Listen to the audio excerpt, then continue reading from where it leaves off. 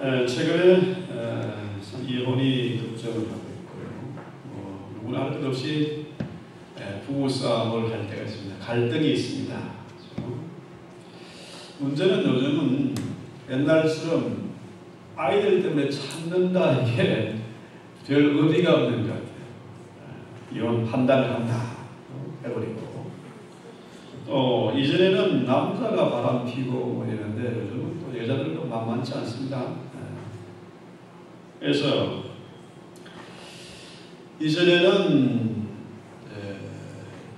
이혼을 하면 여자가 어려움을 겪고 손가락질을 받고 있는데 세상이 많이 변한 것 같습니다. 그래서 남자들이 정신을 차려야 될 때가 된 것 같아요. 정신을 차리고 정말 결혼 전에 한 20% 했었다면 결혼 후에는 80% 더 노력을 하고 애써야겠다 이 생각이 듭니다. 부부 싸움을 하고 갈등이 있을 때는 어떻게 해야 되느냐. 물론 스스로 고민을 해보겠습니다만은 질문을 자기 스스로 한번 질문을 해보겠습니다. 이 사람이 어떤 문제가 있는가, 나에게 어떤 문제가 있는가, 또 만약에 갈라섰을 경우에 어떤 문제가 있겠는가 스스로 질문을 해보는 거죠. 오늘 아가스 5장의 얘기는 네 남편이 도대체 누구냐, 어떤 남자냐, 세상의 다른 남자들과 차이가 뭐냐 이렇게 물었을 때 이 술라메인이 대답하는 그런 내용입니다. 뭐라고 그럽니까? 나에게 사랑하는 자는 희고도 불고 만사에 뛰어나다. 이 완전히 푼수죠. 여자가 푼수입니다. 이 10절부터 쭉 내려가는 내용을 보세요. 와, 어떻게 자기 신랑자를 이렇게 하는지 참 닭살 돋는 얘기 아닙니까? 여기서 나의 사랑하는 자는 희고도 불고 만사에 뛰어나다. 이 희다는 말은 단순히 피부가 희다는 그런 차원이 아닙니다. 피부가 검든지 희든지 그거 상관없이 그 순수하다는 거죠. 맑고 밝게 빛난다 이런 얘기입니다. 요즘 사람들이 대부분 친구를 사귀거나 배우자를 선택할 때 주로 외모를 봅니다. 그런데 이 사람이 이 술람 여자가 지 남편 자랑하는 게 외모를 가지고 얘기하는 게 아닙니다. 내면의 아름다움을 얘기하는 거예요. 어느 모로 보나 이 솔로몬과 이 술라미의 이 사랑의 얘기는 예수님과 그의 교회 신부들과의 사랑을 얘기하는 거 아니겠습니까? 실제로 우리 예수님이 세상 사람들이 볼 때 흠모할 만한 아름다운 것이 없었습니다. 외모가 그렇게 뛰어난 분이 아니에요. 만약에 그가 진짜로 잘생겼다면 주변의 기부인들이 들끓었을 겁니다. 그분은 외적인 아름다움을 얘기하는 게 아니잖아요.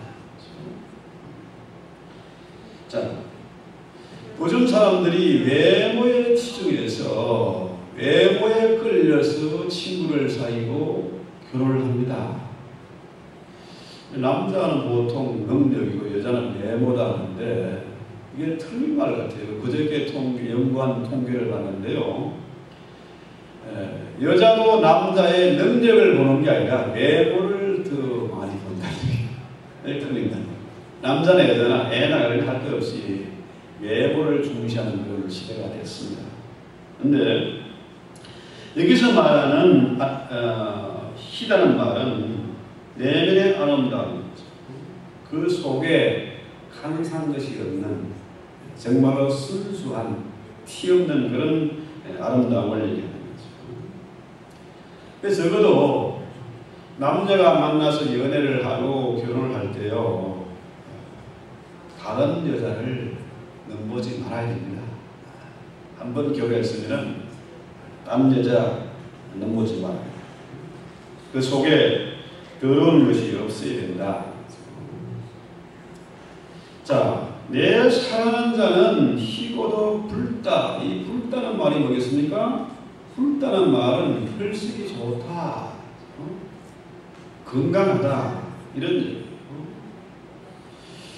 자, 사무엘서에 보면은 16장 12절에 그 다윗의 얘기가 나옵니다. 그 아이 다윗을 데리고 가면 그의 눈이 붉고 그 빛이 붉고 눈이 뛰어나고 얼굴이 아름답더라.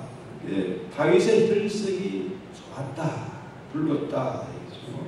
그런 것처럼 아버지 다윗이 붉고 혈색이 좋은 것처럼 그 아들 솔로몬도 혈색이 좋았다 얘기죠.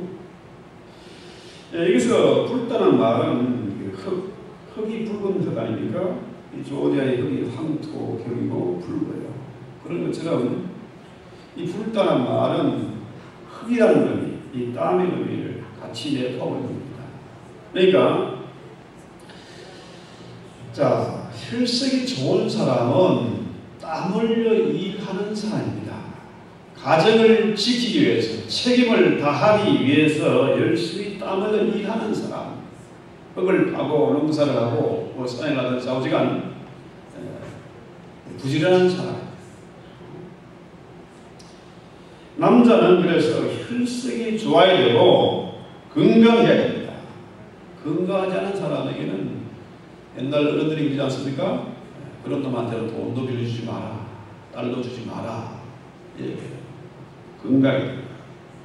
적어도 한 가정을 책임질 수 있어야 되고 이 가장의 역할을 감당해야 된다. 성경에서 남자의 돕는 배필로 여자를 창조했다. 여자가 남자의 돕는 배필이라면 남자는 여자의 머리 아니겠습니까? 그래서 여자의 머리, 한 가정의 제사장, 이 가장의 역할을 감당해야 됩니다. 여기 보면 제가 찔리기 있습니다. 이런 소리 할 때 찔리기 있습니다. 제가 그렇게 잘 못하기 때문에. 그러나 남자나 여자나 할 것 없이 우리의 남편은 누굽니까? 주님이세요. 예수님이 우리의 남편이야. 우리는 그의 아내. 역시 우리도 연약한 여자다. 그래서 제가 좀 찔림이 있지만은 성경대로 담대하게 말씀을 전할 수밖에 없습니다. 양해해 주시기 바랍니다. 째려보지 마시고. 자, 11절에 보면 내 남자의 머리는 정금 같고 머리털은 고불고불, 곱슬머리네. 그리고 머리털이 노란 머리가 아니고 검은 머리예요. 까마귀 같지 않으시 검은 머리죠. 자, 이 술람의 남자의 솔로몬은 곱슬머리다, 머리가 검었다. 자, 이 솔로몬의 머리가 곱슬머리라는 것은 보통 곱슬머리 하면은 고집이 세고 책임감이 강한 사람들입니다. 제가 허리도 그러잖아요. 옹기에다가 곱슬머리에다가 또 강가성을 가지고 있는 아주 고집이 센 남자. 제가 집사람들이 큰소리 쳐도요. 한 번도 저를 못 이겨 놓습니다. 왜? 고집이 세니까. 그래서 솔로몬의 머리는 정금 같다. 정금 같다. 머리가 곱슬머리고 색깔이 검다 이거보다도 그 머리가 정금 같다는 겁니다. 아주 중요한 얘기인데요.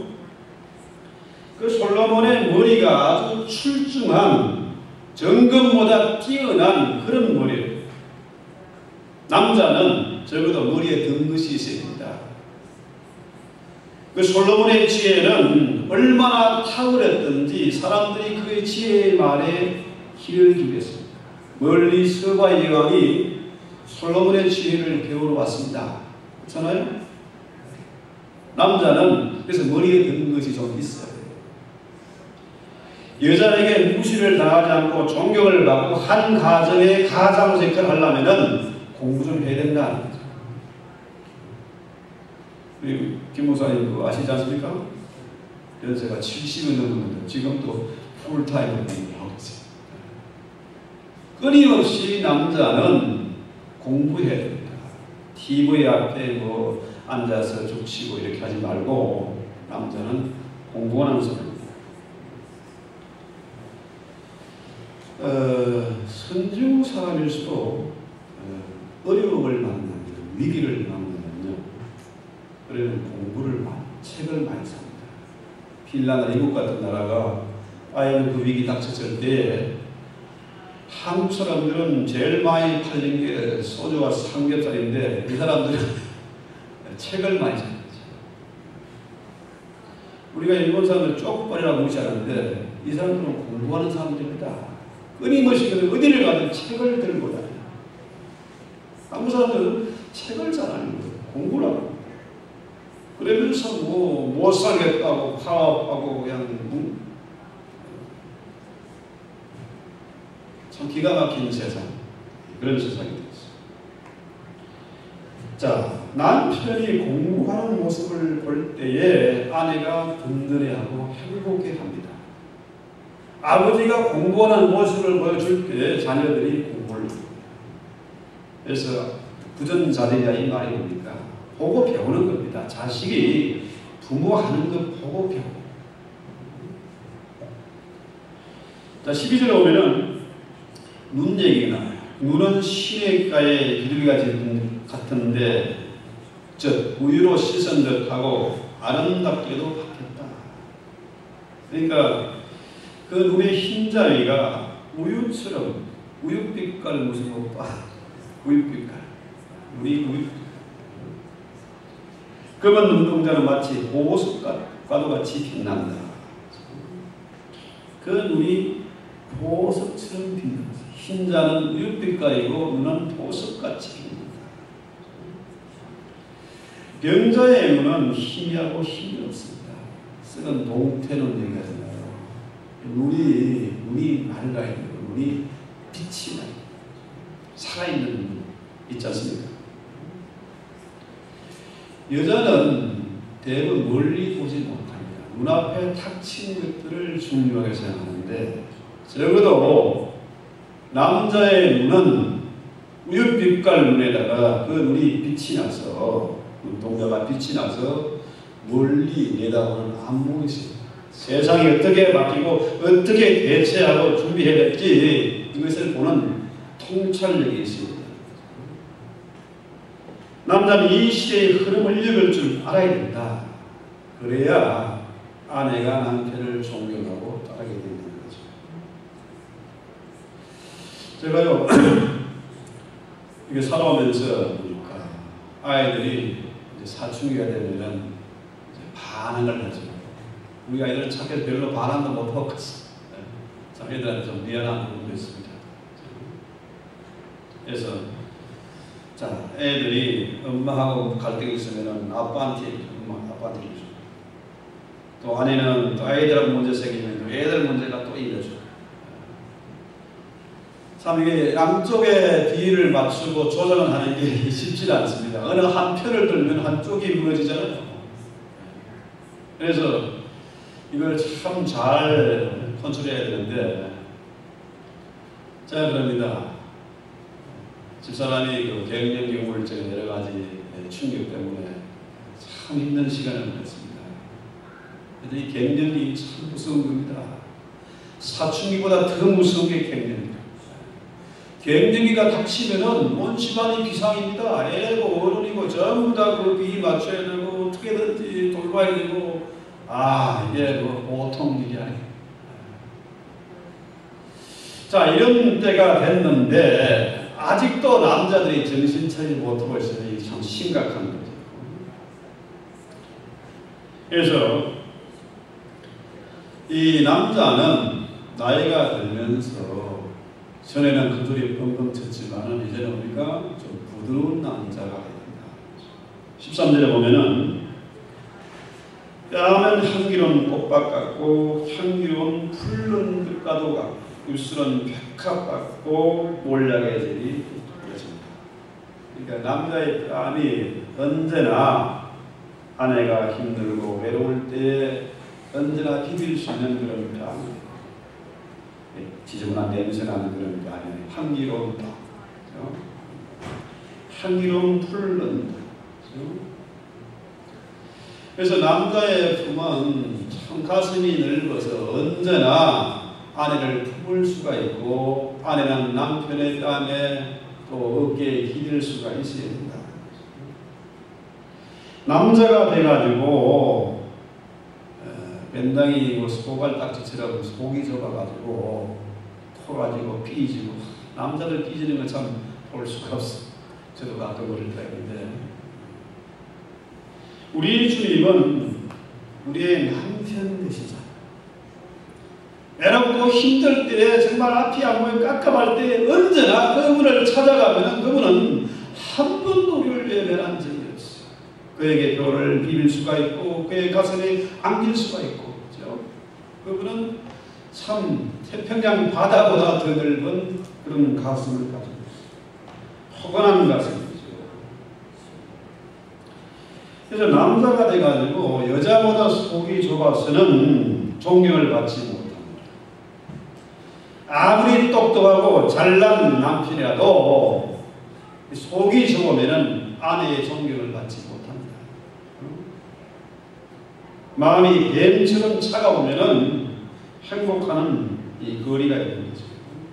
그래서 이 남자는 그렇게 잘나고 대단한 위치에 있으면서 그 마음이 부드럽고 온유합니다. 그의 머리는 아까 정금 같은 머리입니다.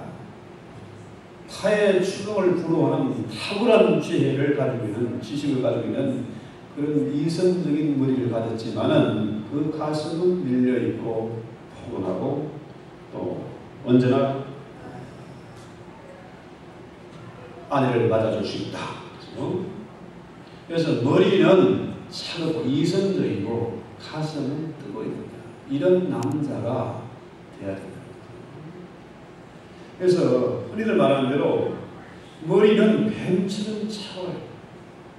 요즘 남자들이 생각이 많고 이 여자 저 여자 비교하고 기웃거리다 보니까 머리가 뜨거워요. 머리가 골치 같은 거죠.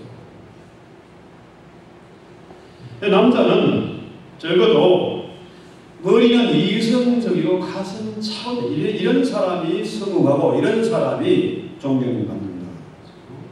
뿐만 아니라 그의 입술은 붉다. 나리꽃처럼 붉다. 그 입술에서 나오는 지혜와 사랑의 말씀이 몰약처럼 참 귀하고 값지는 것입니다. 그래서 우리 옛말에 그래서 군자는 입이 싸지 말아야 된다. 남자가 너무 말이 많아. 존경이 없어. 그 입에서 나오는 말이 남을 비방하고 상처주는 그런 말이 아니라 남을 세워주고 인정하고 품어주는 그런 지혜로운 말이 나와요.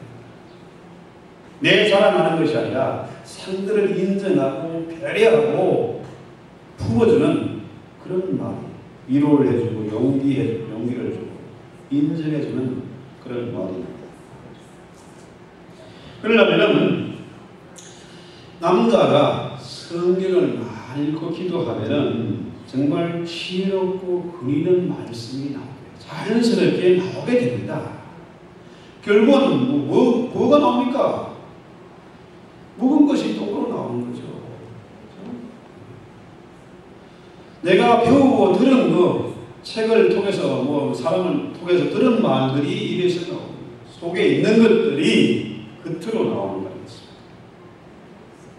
그래서 남자가 아내를 완력으로 술 넣고 무슨 깽판을 부리고 이렇게 하지 말고 남자는 뭡니까? 남자는 완력이 아니라 지혜의 말씀으로 거리 있는 말씀으로 영력으로 가정을 다스려야지 완력으로 해서는 안 된다. 문제는 오늘날 가만히 보면요, 대부분의 가정에서 남자의 신앙보다 여자의 신앙이 더 앞서 있는 경우가 많습니다. 여기 있는 우리 교회 식구들 말고. 이 남자가 정말로 가정의 제사장이 되는 영적인 권세가 있어야 됩니다.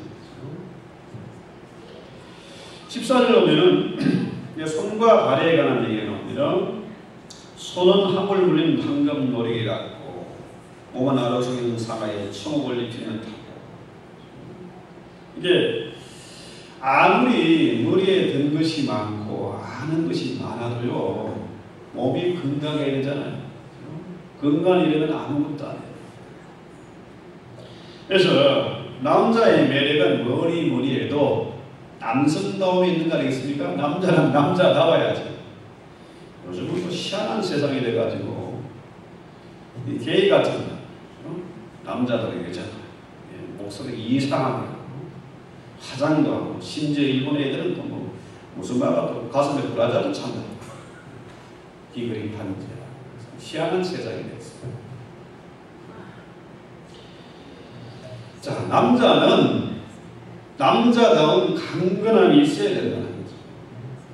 그 손은 황홀 물린 노래. 참 아름답고 섬세한 겁니다. 힘이 있지. 그 남자의 손이 힘이 있잖아요. 예수의 손, 우리 주님의 손은 뭡니까? 천지를 창조하는 손이에요. 홍해를 가르고 요단강을 말리고 죽은 자를 일으키고 문둥병자도 치료하는 그런 치료하는 손 아닙니까? 능력 있는 손이에요. 자, 15절에 보면 다리는 정금 받침에 세운 화방석 기둥 같고 형상은 레바논 같고 쭉 나오잖아요. 자,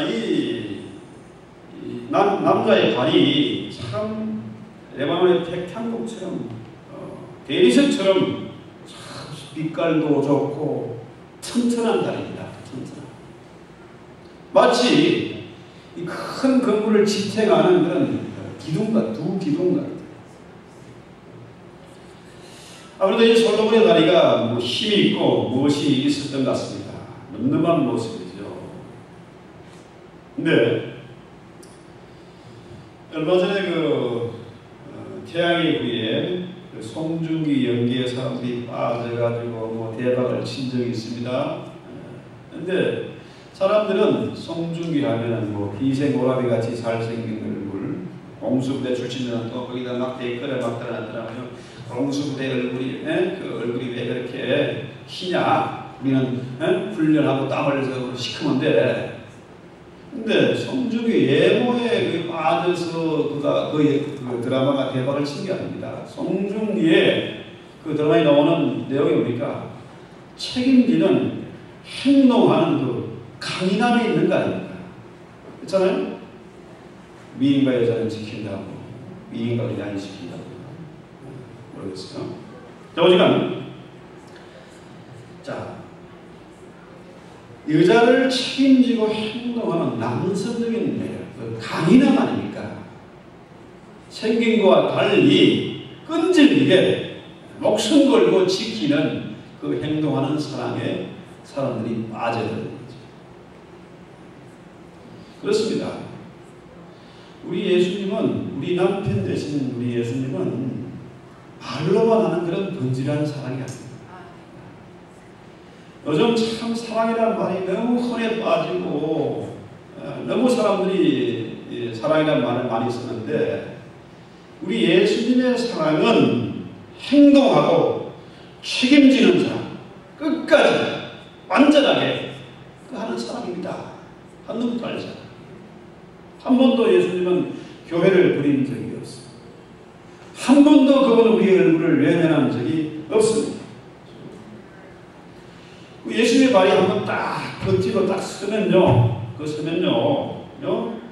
그 어떤 세력에도 굴하거나 쓰러지지 않습니다. 그의 뜻이 한 번도 변한 적이 없습니다.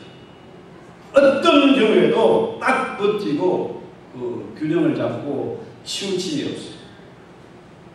그 두 다리는 얼마나 얼마나 힘이 있고 든든한지, 전 세계 모든 정사와 권세를 다 짊어질 만한 힘이 있고, 우리의 모든 죄와 무거운 짐을 홀로 담당할 수 있는 그런 능력 있는 힘 있는 두 다리. 그의 손이 부드럽고 섬세하면서도 그의 발은 얼마나 튼튼한지. 예수의 그 강력한 발이 원수를 밟아서 자기의 발등상을, 발판을 만들지 않습니까? 그렇잖아요? 한 번 발을 내디디면은 반드시 끝장을 보고 말 마시는 그런 강철 같은 의지가 있는 발이다. 그래서 적어도 남자는 이런 강인함과 어떤 도전과 난관도 극복하겠다는 그런 의지가 있어요. 얼마 전에 여러분 박세리 선수 골프 이렇게 물에 빠진 그 공을 쳐올리는 그 다리, 여자의 다리라고 볼 수 없잖아요. 허벅지가 얼마나 굵은지. 이 튼튼한 운동하는 사람들도요, 다리에 힘이 없으면 운동 못해요. 기왕에 골프에 땅콩 김미연이 책을 쌓아놓고, 높이 쌓아놓고 거기에 올라가 외발로 서서 버티는 연습을 해요. 왜? 다리에 근육을 키우고 있어요. 여자지만은 근육을 키우고. 근데 하물며 남자들이 기생오라비 같은 그런 행동에서 남자는 힘이 있어요. 힘이 있어야 여자를 지키고 가정을 지키는 거죠. 그래서 이 남성다운 이 매력은 결국 뭡니까? 힘이, 남자다움이 있어야 된다. 그래서 이 허벅지 근육이 빠지면 힘을 쓰지 못하고 결국은 뭡니까? 저항력도 무너지고 급격하게 늙어버리고 합니다. 그래서 이 다리를 튼튼하게 하는 그런 훈련을 많이 해요. 무엇보다도 남자의 가장 강력한 매력은 뭡니까? 하나님 앞에서 정말 불의를 미워하고 하나님의 솔직하게 잘못을 했을 때 십자가 밑에 엎드릴 수 있는 그런 용기가 있습니다. 이게 진정한 매력이고 용기입니다. 하나님 앞에서도 변명하고 거짓말하고 숨기려고 하면은 희망이 없습니다. 하나님께 솔직하면은 부부싸움이 났을 때, 집안에 갈등이 있을 때, 아, 내가 잘못했어, 미안해, 딱 할 수 있어야 돼요. 안 되니까 술 먹고 깽판 치고 완력으로 하려는 건 비겁한 자죠. 진짜로 용기 있는 사람이 아니죠. 자, 마지막 우리 16절 보면은 그 입술입니다. 이번 시단이 그 전체가 사랑스럽구나. 예루살렘 이제라, 이 남자가 내 남자가 완전히 풀수 아닙니까? 이는 나의 사랑하는 자요, 나의 친구다. 진짜 좋은 남편은 어떤 남편입니까? 친구 같은 남편. 그 입에서 정말로 향기나는 말이 나오고 지혜로운 말, 고상한 말이 나오기 때문에 언제나 가까이 하고 싶고 그의 품에 안기고 싶고 또 보고 싶고, 더구나 그 남편이 친구 같아서 혼자 처리하는 것이 아니라 모든 것을 친구처럼 언하고 그렇게 지내는 사람이죠. 가장 이상적인 남편감은 어떤 사람입니까? 친구 같은 남편입니다. 평생의 반려자로서 서로 의논하고 서로 함께하는 그런 친구죠. 그래서 이 술람 여자에게 있어서 솔로몬은 참 어디를 봐도 참 잘난 남편이고 사랑스러운 남편, 흠이 없고 완전한 거죠. 그렇습니다. 한 가지가 미우면 전부가 다 미워 보여요. 저같이 말뚝도 미워 보이는 거죠. 그런데 남편을 사랑하면 모든 게 다 사랑스러워. 그죠? 보기만 해도 기분 좋고 든든하고 이 남편의 심지어 뭐 코 고는 소리 그런 소리도 자장으로 들리죠. 그렇습니다. 우리가 신앙생활을 한다는 것은 자 나는 비록 부족하고 연약하고 참 미련하지만 우리 남편이신 예수님이 정말로 위대한 남편이시다. 사랑이 많으시고 능력이 많으시고 그분은 거짓이 없으시고 너무나 완벽한 분이시고 친구 같은 분이시고 그죠? 언제나 생각만 해도 보기만 해도 즐겁고 기쁜 그런 남편입니다. 그렇습니다. 행복의 파랑새이 우리가 잘 알지 않습니까? 파랑새는 먼 데 있는 것이 아니라 바로 뭡니까? 이 집안에 있다. 행복한 가정, 행복한 교회를 만들려고 하면 우리의 남편이 바로 예수님이 되어야 됩니다. 그 예수님이 멀리 계신 것이 아니라 내 안에 계시고 우리 집안의 주인 되시고 우리 교회 머리가 되십니다. 할렐루야. 그러면은 그 행복의 파랑새가 있으니까 우리는 행복하게 그죠? 정말로 만족한 결혼 생활을 할 수가 있습니다. 저 왼수 만나서 이 고생하는 것이 아니라 우리의 남편이 파랑새구나. 우리 예수님이 바로 파랑새구나. 이렇게 생각하고 살아야 됩니다. 자, 그래서 우리 한번 찬송하기 말 것은 우리 주님 정말 멋진 남편, 잘난 남편을 사랑하고 사랑합시다. 할렐루야. 찬송합니다. 자, 이 술라멜이 예루살렘 여자인데 정말 내 남편이 이렇게 잘났다, 출중하다, 정말 분수처럼 우리의 뭐가 튀어서 그렇게 자랑하고 저랬던 것처럼 우리들도 이 세상 가운데 주의 잘남을 위대하심을 우리 남편이 이렇게 훌륭하심을 자랑하고 찬송합시다. 위에 계신 나의 친구 찬송합시다.